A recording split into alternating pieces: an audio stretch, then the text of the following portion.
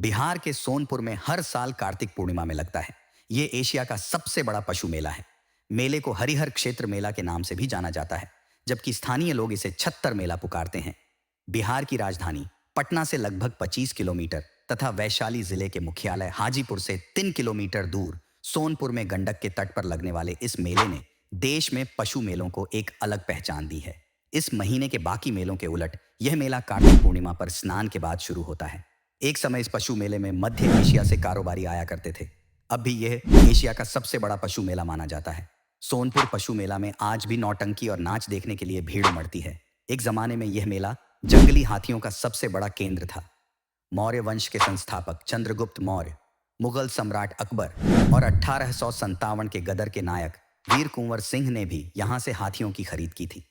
सन 1803 में Robert Clive ने सोनपुर में घोड़ों के लिए बड़ा अस्तबल भी बनवाया था।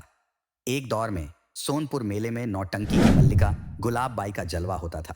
ऐसा कहा जाता था कि पहले के जमाने में यहाँ पर सुई से लेकर जहाज तक बिका करते थे, लेकिन आज तस्वीरें कुछ अलग हैं। हर एक कोने से यहाँ पर पशु प्रेमी पहुंचते हैं और ऐसे ऐसे जानवरों को यहाँ से लेकर जाते हैं, जिसे देखने के बाद लोगों की आंखें खुली की खुली रह जाती हैं।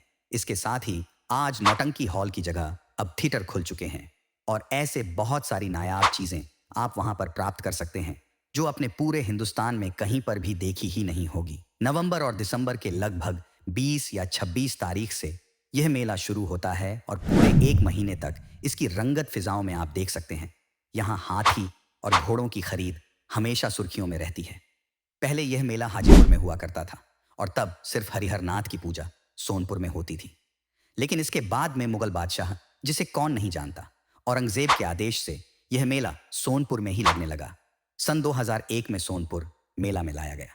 हाथियों की संख्या लगभग 92 थी, जबकि 2006 में 13 हाथियों ने इस मेले में अपनी जगह बनाई। प्रदर्शन, बिक्री और यही सारी चीजें इस मेले को खास बनाती हैं।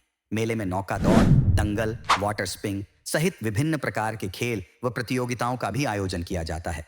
सैकड़ों वर्ष के इतिहास में यह पहली बार ऐसा हुआ है कि कार्तिक पूर्णिमा के अवसर पर लगने वाला विश्व विख्यात हरिहर क्षेत्र का सोनपुर मेला 2020 में ही केवल नहीं लग पाया। उसके बाद यह हमेशा लगातार चलता रहा, क्योंकि उस समय कोरोना की महामारी थी। इस मेले में ऐसे झूले मौजूद हैं जिसे आप देखेंगे तो दंग रह जाएंगे।